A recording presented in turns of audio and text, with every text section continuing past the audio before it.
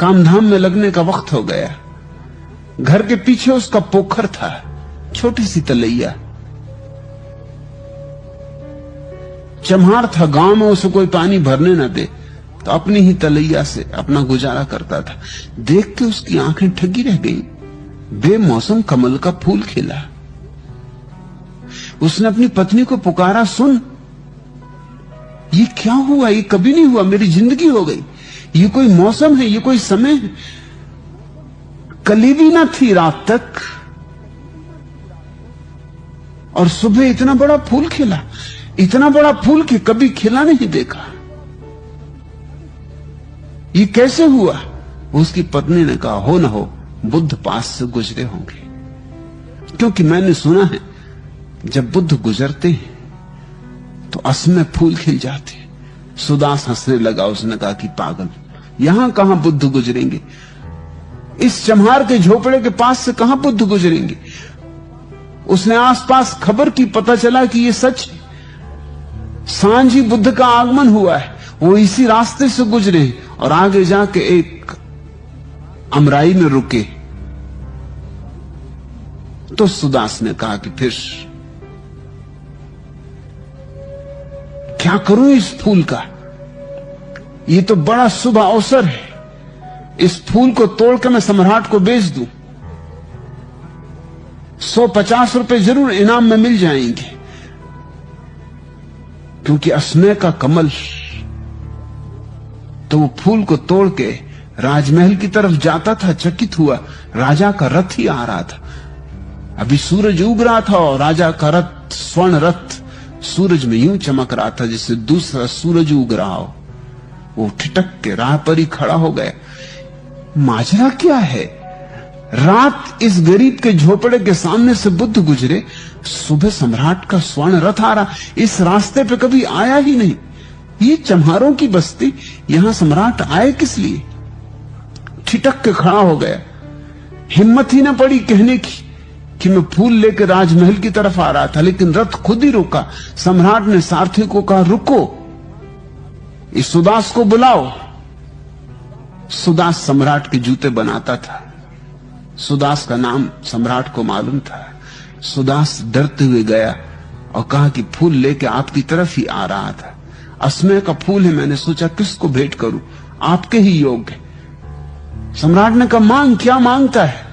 जो मांगेगा इसके बदले में दूंगा।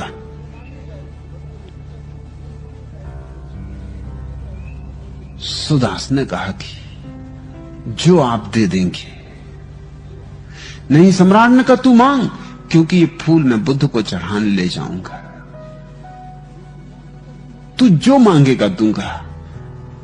बुद्ध प्रसन्न होंगे देखकर ऐसे असमय का फूल, इतना सुंदर, इतना बड़ा फूल कमल का। सुदास के गरीब मन में भी एक अमीर चाह उठी कि क्यों मैंने ही चढ़ा दूं जाके फूल। रोटी रोजी तो चल ही जाती है, मगर लालच भी मन में उठा कि आज सम्राट कहता जो मांगना हो मांग ले। लेकिन इसके पहले कि वो कुछ कहे, वो सोच रहा था कि कहूं 1000। हिम्मत नहीं बध रही थी कि 1000 स्वर्ण असरफियां मांग रहा हूं एक फूल के लिए। तो थोड़ा झिझक रहा था। तभी सम्राट के रथ के पीछे ही उसके वजीर का रथ आके रुका और वजीर ने कहा, सुदास बेच मत देना, मैं भी खरीदार हूं, मैं चढ़ाऊंगा बुद्ध को। और सम्राट तो औपचारिकता बस जा रहे हैं, इनको बुद्ध से कुछ लेना देना नहीं, जाना चाहिए इसलिए जा रहे हैं। मैं बुद्ध का प्रेमी हूं, इसलिए सम्राट को कहा कि देखें आप बीच में ना आए, आप प्रतिस्पर्धा में ना पड़े। निश्चित ही मैं आपसे कैसे जीतूंगा अगर प्रतिस्पर्धा हो जाए, मगर आप बीच में ना आए, क्योंकि आपके लिए तो सिर्फ औपचारिक है जाना, मेरे हृदय की बात है। सुदास तू मांग, जो मांगेगा दे दूंगा। सुदास ने सोचा जब बात यूं है तो अब 1000 असरफियां क्या मांगनी, 2000 असरफियां मांग लो। मगर उसकी जबान ना खुले। 2 असरफियां मांगने में भी बात ज्यादा होती थी। 2000 असरफियां। और तभी नगर सेठ का भी रथ आके रुका। उसने कहा सुदास बेचना मत, मैं भी खरीदार हूं। नगर सेठ तो इतना बड़ा सेठ था कि सम्राट को भी खरीद सकता था।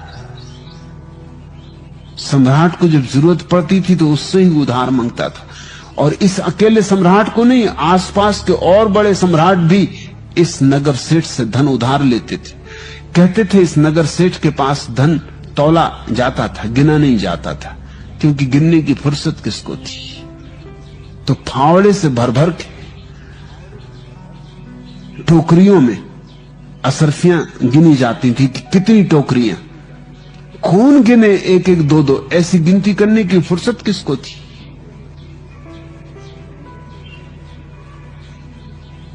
उस सेठ ने कहा कि तू जो कहेगा,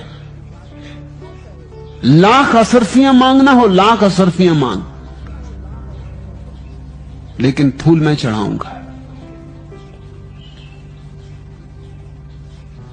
सुदास ठिठका खड़ा रह गया। उसने कहा फूल बेचना नहीं। उन तीनों ने एक साथ पूछा क्यों? सुदास ने कहा कि जिस फूल के लिए 1 लाख असरफियां देने के लिए कोई तैयार हो। गरीब आदमी हूं, मगर मेरे मन में भी गहन भाव उठा कि फिर मैं ही क्यों ना इस फूल को बुद्ध के चरणों में चढ़ा दूं।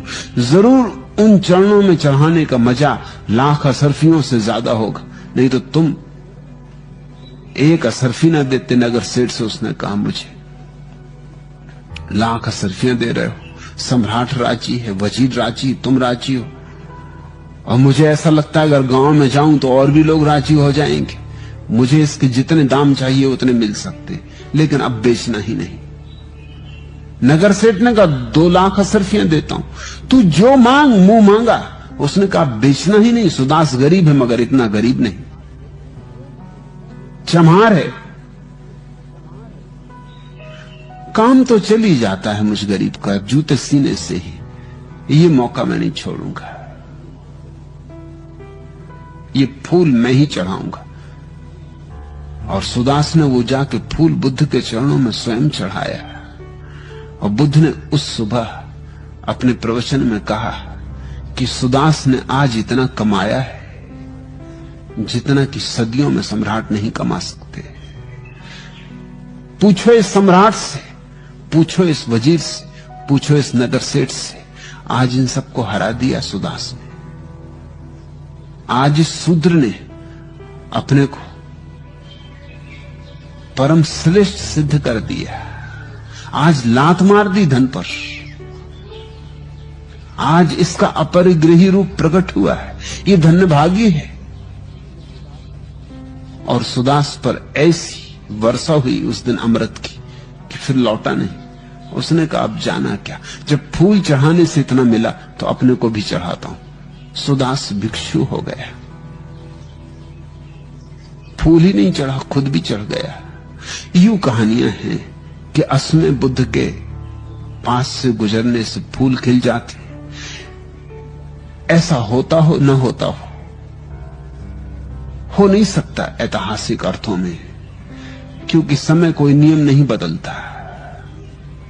होना चाहिए मगर होता नहीं। प्रकृति तो निरपवाद रूप से चलती है, कुछ भेद नहीं करती, लेकिन प्रतीकात्मक हैं ये बातें। बुद्धों की मौजूदगी में सदियों से निष्प्राण पड़े धर्म में पुनः प्राण की प्रतिष्ठा होती। जिस व्यक्ति ने स्वयं सत्य को जाना है वह धर्म को जीवित करता है। सिर्फ वही, केवल वही, उसके छूने से ही धर्म जीवित हो उठता है। और उसे धर्म को मारने वाले वे लोग हैं जिन्होंने स्वयं तो अनुभव नहीं किया है, लेकिन जो दूसरों के उदार वचनों को दोहराने में कुशल होते।